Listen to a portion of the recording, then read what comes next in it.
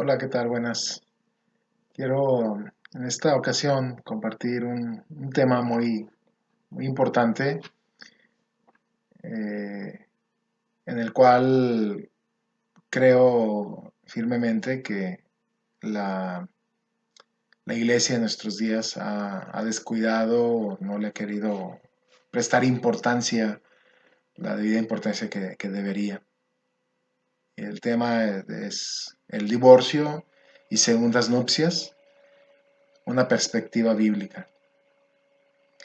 Hemos de saber que hoy en cualquier iglesia viva y llena de la unción de Dios se recibe gente divorciada, se recibe gente que vive en concubinato, se recibe gente que donde hay hijos nacidos de uniones sin amor.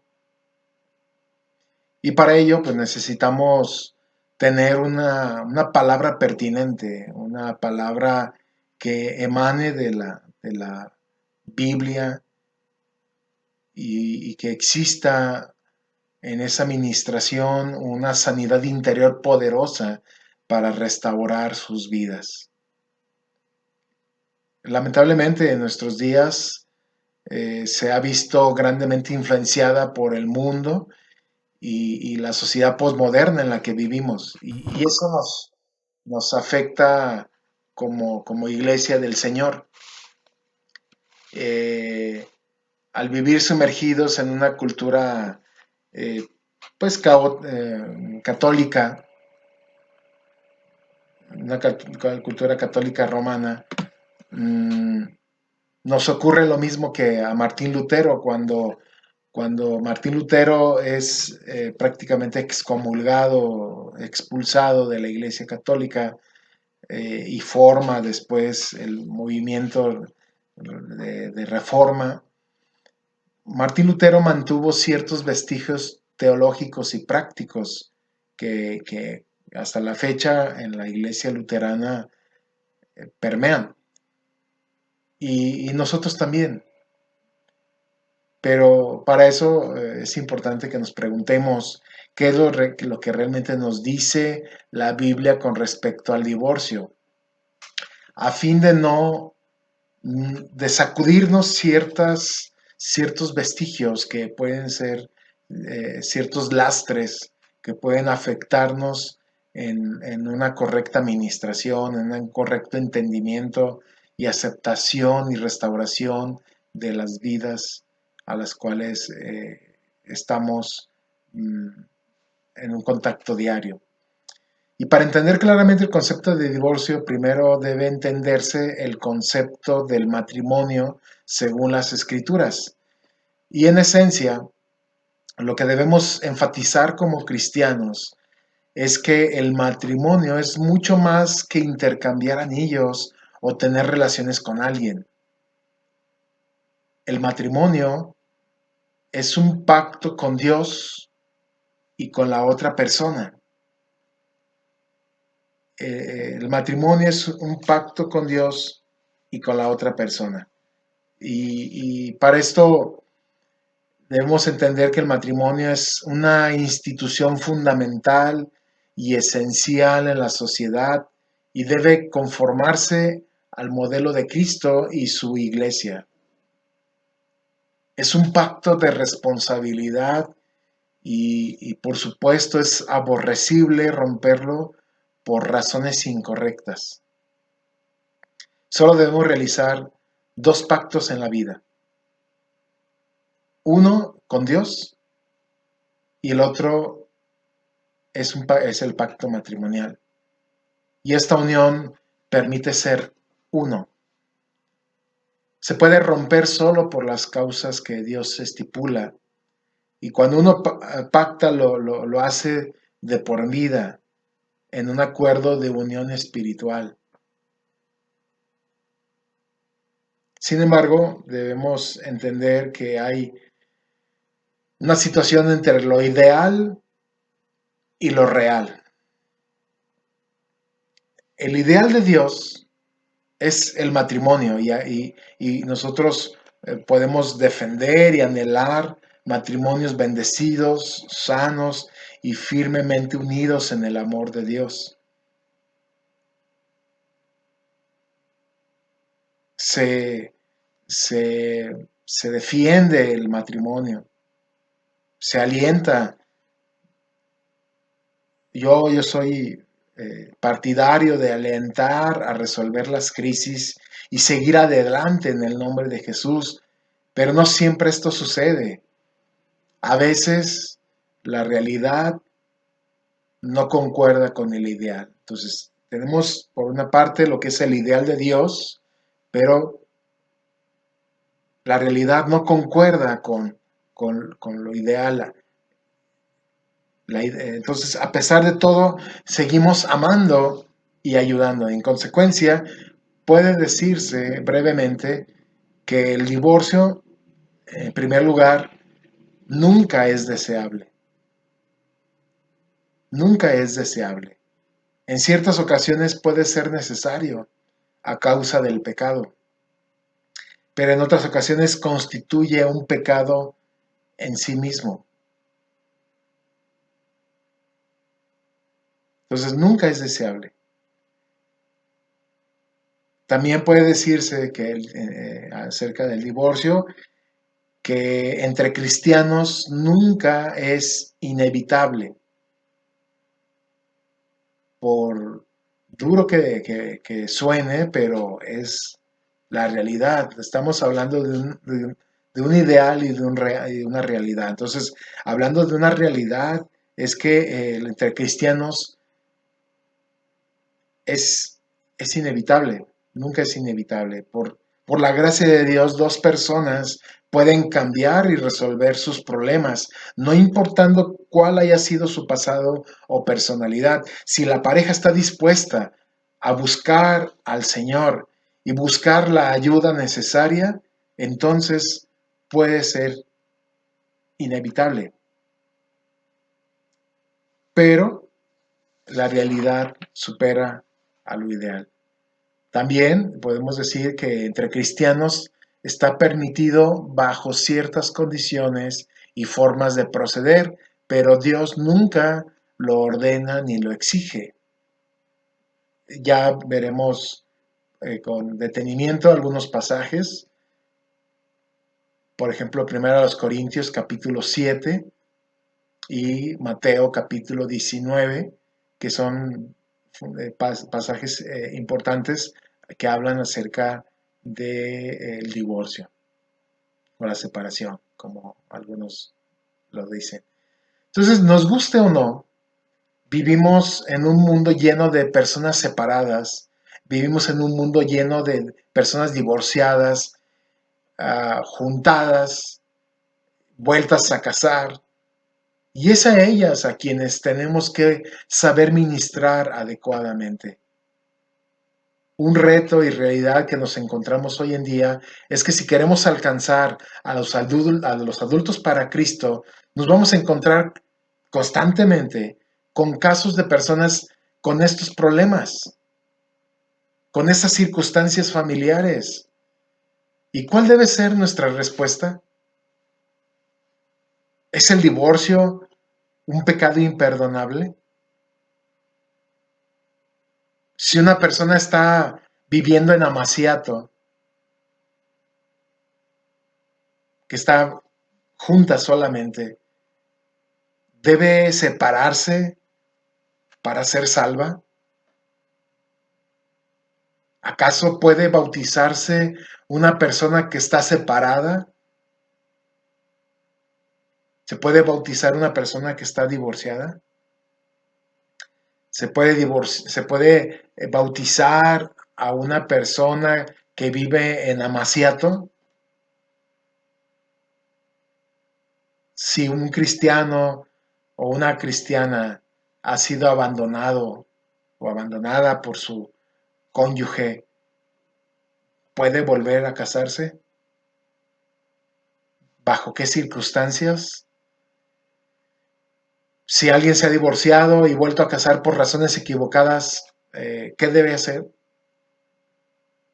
Bueno, para responder a esas preguntas y a estos cuestionamientos, a estos planteamientos que son reales, debemos estudiar la Biblia con sumo cuidado y así entender cuál es el consejo de Dios.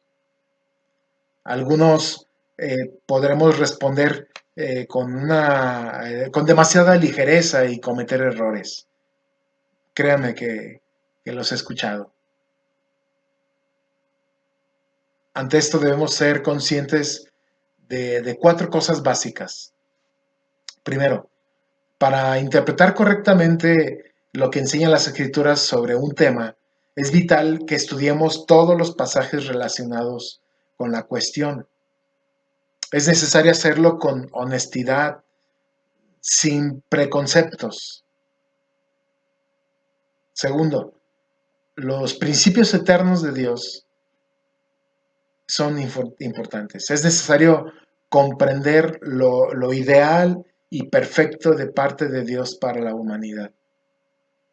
Tercero, tenemos que considerar la realidad pecaminosa. Y cuarto, debemos considerar las soluciones de Dios. Hay decenas de casos en los que vemos a Dios proveyendo y aún bendiciendo una solución para el pecado del hombre con base a sus principios. Por ejemplo, prueba de ello es la muerte de su Hijo Jesucristo, de la muerte de Jesús. Es una solución para el pecado del hombre con base a sus principios, proveyendo Dios y bendiciendo a un hecho aparentemente contradictorio.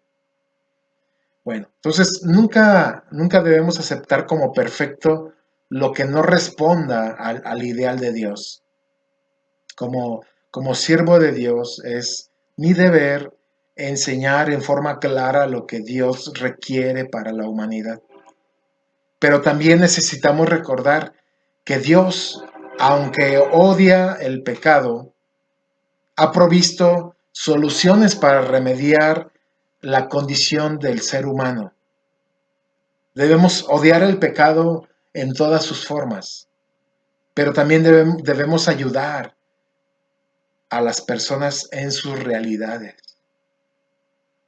en vez de quedarnos en la condenación. En las grandes soluciones provistas por Dios hay una verdad que sobresale y es que su gracia y misericordia prevalecen sobre la ley. No es que anulen la ley, sino que la superan. Y dentro de las grandes verdades que creemos y predicamos está la gloria de la redención en Cristo, de que somos perdonados en forma plena, de una forma completa y para siempre. Y ese perdón implica dos cosas. Uno, no tenemos más culpa. Segundo, la pena ha sido quitada completa y eternamente en Cristo y podemos gritar y decir aleluya, gloria a Dios. Pero predicamos estas verdades en todas las áreas excepto el divorcio. Qué terrible y qué lamentable es esta situación. Nunca encontramos en la Biblia que fracasar en el matrimonio sea el pecado imperdonable. Pero si Dios, fíjense, si Dios no da razones para que el cristiano divorciado sienta culpa, lo más probable es que la iglesia, la comunidad, sí se las dé.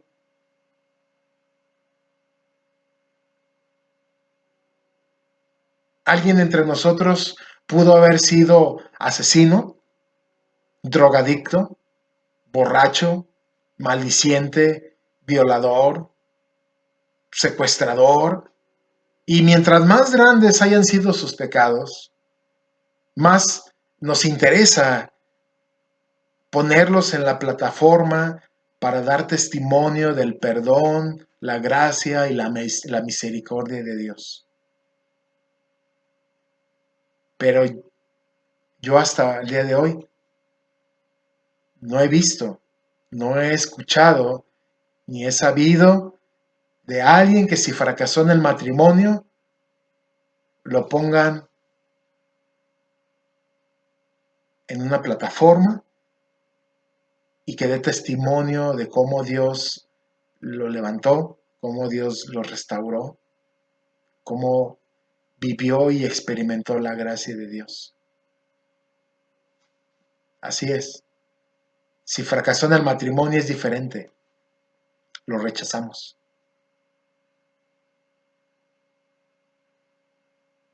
Lo rechazamos. Y lo digo por experiencia propia. Se experimenta una serie de rechazos, una serie de repudio, y probablemente muchos que me puedan estar escuchando en este momento puedan decir, ¿cómo es posible que se diga pastor y siga predicando? Pero es eso, hay un juicio de condenación, hay un sentimiento de culpa que si Dios no me lo ha hecho sentir, la gente puede ser que sí me lo haya hecho sentir. Tengamos cuidado. Una cosa que en este tema de la administración y entendimiento del divorcio es que cada caso es particular, debemos entender esto. Por eso hacemos juicios sumarios. Y en cuanto se habla de un caso de divorcio, luego lo metemos y lo encajonamos. ¿Sí?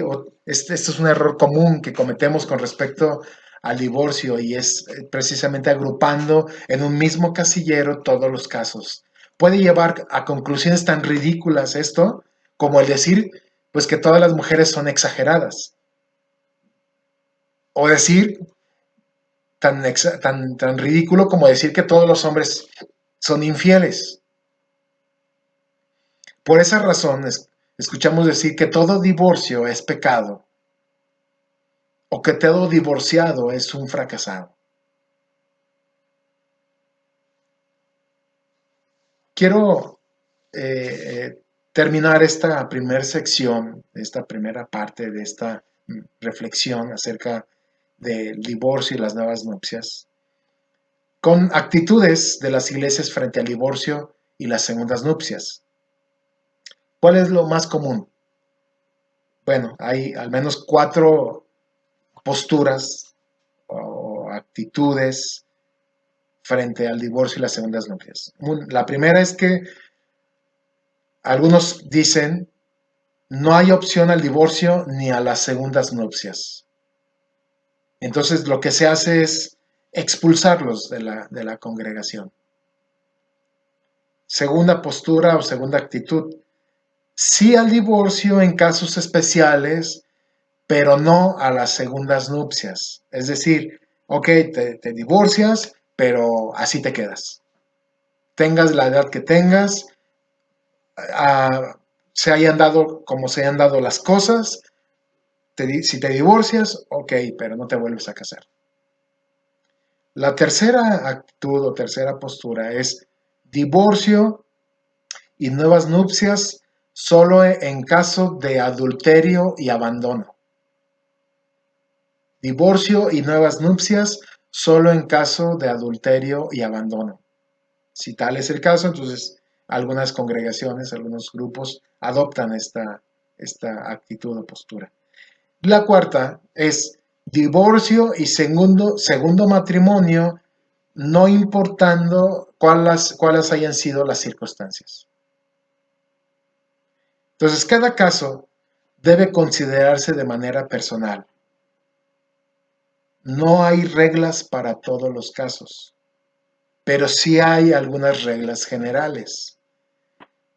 No a todo es sí, ni a todos los casos es no. Y para eso les invito a que me sigan en una próxima sesión para analizar, reflexionar algunos textos, los textos más significativos que hablan sobre el divorcio, en los cuales, sin duda alguna, el Nuevo Testamento toma sus bases de interpretación, que aún nuestro Señor Jesucristo lo hizo para hablar sobre el tema. Entonces, te invito a que te mantengas al pendiente a la siguiente sesión. Espero que haya sido de bendición. Nos vemos pronto.